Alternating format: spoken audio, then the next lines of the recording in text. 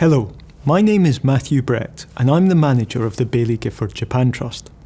I want to give an update following the Japan Trust full year results to the 31st of August this year. It has been a difficult broader investment background over the past 12 months, with the war in Ukraine, rising global inflation and interest rates, as well as lingering impacts from COVID, especially in Asia. However, inflation remains low in Japan, the weak currency helps to boost exporters, and the country has begun accepting tourists again. Over the year, the net asset value total return was minus 16.3%, which was below the topic's total return of minus 3.9% in sterling terms.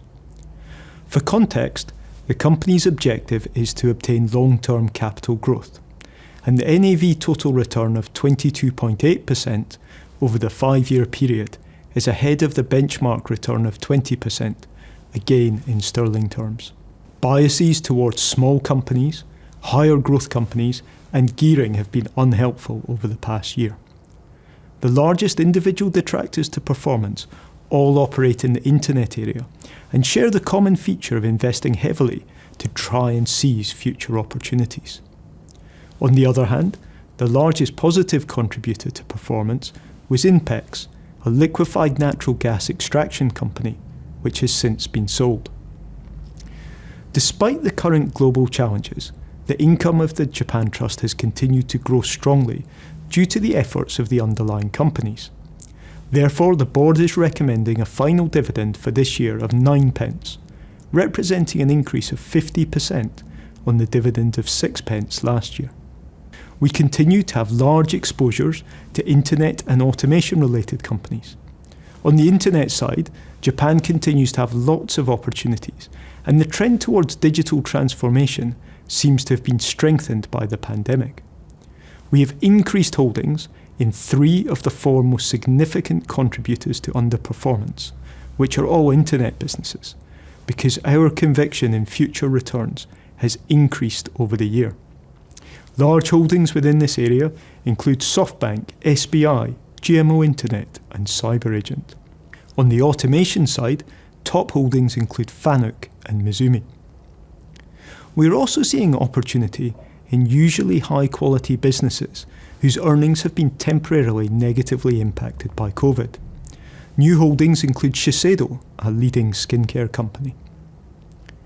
On the other hand, for the first time in many years, we do not hold a single car assembler in the trust.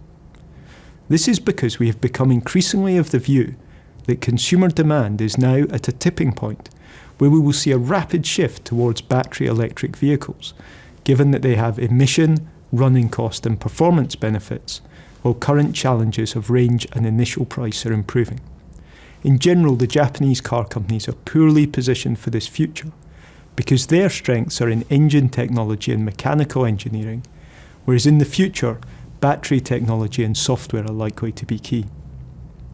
Gearing has been actively increased as we've made a conscious decision to invest more in what we believe to be high quality growth companies at a time when their shares seem to us to be on sale. Net gearing at the end of the year was 17.5%. So, in summary, last year, the Baillie Gifford Japan Trust net asset value total return was minus 16.3%. We see opportunities in internet, automation, and usually high quality businesses that have been impacted by COVID. And the board decided to recommend increasing the dividend by 50% compared to the previous year. The future is always uncertain and volatility is inevitable. But we believe that investing in quality growth companies will continue to be an effective way to preserve and grow wealth over the long term. Thank you.